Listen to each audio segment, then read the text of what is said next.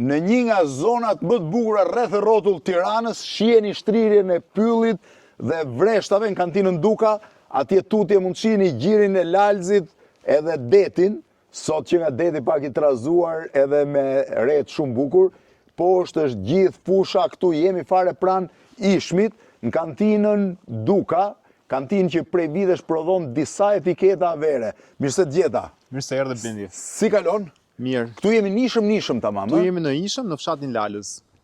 Ky është fshati Lalës, Po. jo gjiri Lalësit. Jo, fshati Gjiri Lalës. Lalësit është më tutje. Fshati shtrihet këtej apo në këtë drejtim? Fshatri është në drejtimin e veriut, këtu jemi në jug të Lalësit.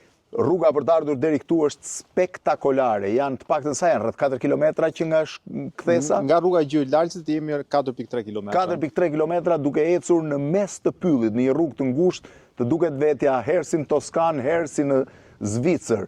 Në fakt, ndërsa kjo është pjesa e mbjell nga kantina, apo jo? Po, këtu jemi në vreshtin e mbjell në vitin 2004 me përkundrejtim jug-perëndim. 2004. I cili janë nisi me idem për verë apo nisi me idem për të prodhuar rush? Nisi me idem për të rikthyer në tokën e parëve të tij. Zoti Enver Duka ka bërë mbjelljen e parë në vitin 2004 me 16.600 fitan. Nga kjo zonë ishte me origjinë, Gruaja e Enverit, Vajdia, është me origjinë nga Ishmi, e cila ka tokat e të parëve të saj. Pra janë tokat e tyre dhe u kthyen tokat e tyre për të mbjell vreshtin me idenë për verë që në fillim? Sigurisht me idenë për verë, sepse edhe varietetet janë për verë. Janë të përzgjedhura varietetet. Çfarë keni këtu të mbjell? Atëherë këtu jemi në parcelën e Cabernet Sauvignon, një varietet me potencial shumë të lartë vjetrimi vere.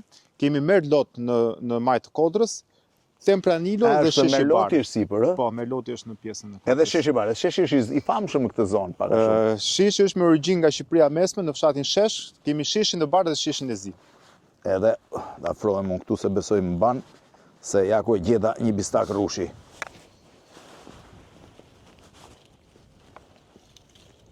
Gjithmonë kam problem për ta ja, se këpu do ta mam. Ky është? Ky është Cabernet Sauvignoni, mbreti i vereve të kuqe. Mund ta. Po, sigurisht.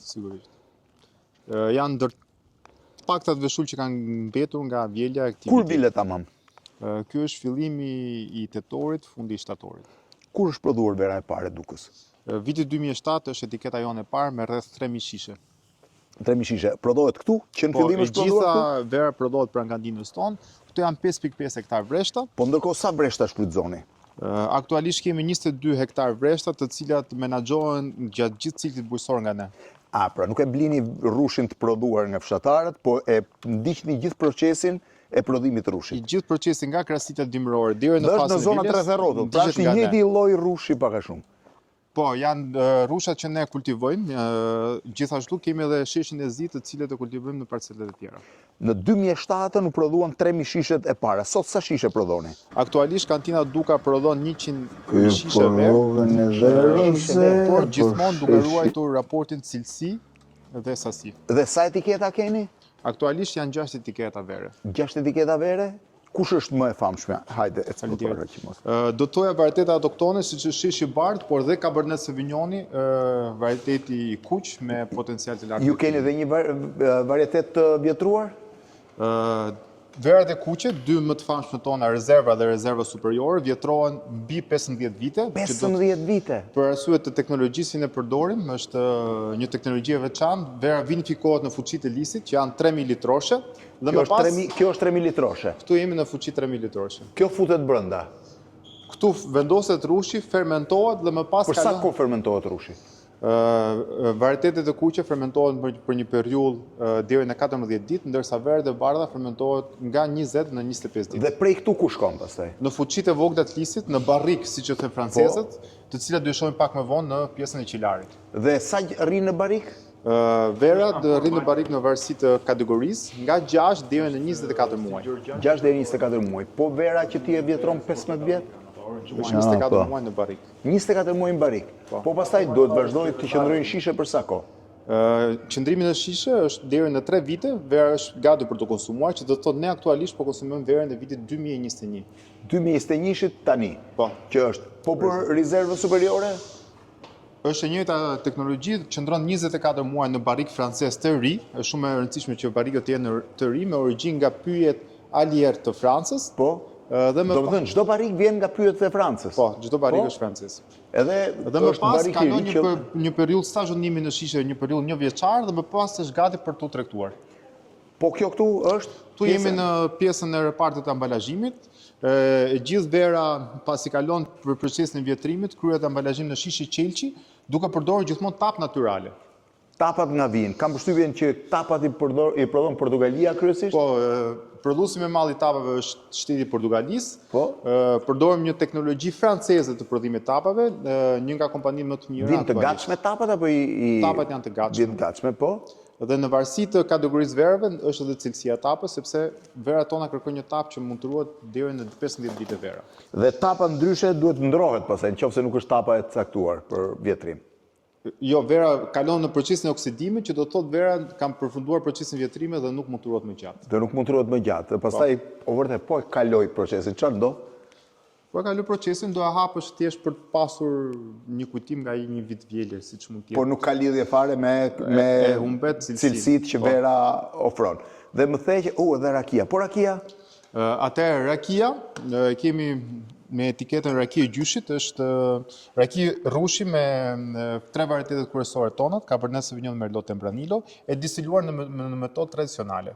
Po rakin ku e prodhoni? Rakia prodhohet pranë kantinës Duka, në Kazan Bakri. Në Kazan Bakri? Po. Po këtu? Në të njëjtin vend? Po këtu. Po, dhe pastaj edhe këtë keni për shitja, apo shërbeni vetëm për restorantin? Është edhe për shitje, bashkëpunim me restorante të ndryshme në Shqipëri. Ju prodhoni dhe formatet e vogla? Po, aktualisht kemi edhe 2 formate, 187 dhe 375 ml, të cilat i kemi për hotelerit dhe për airlines. Për linjat ajrore. Këtu janë pak a shumë gjithë etiketat?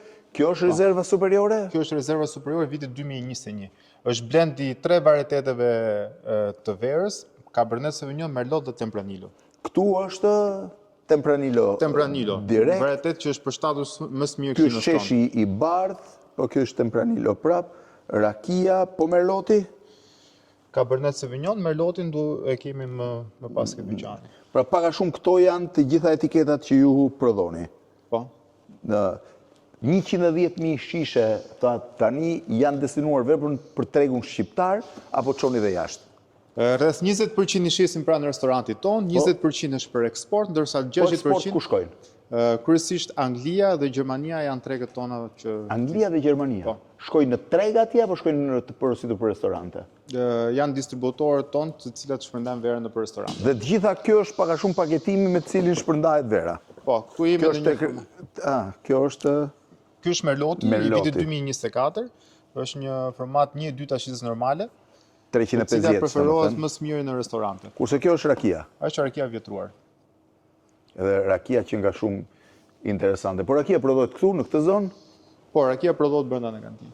Brenda kantinës, jo këtu në këtë sallë? Jo, është një hapësirë tjetër për distilimi.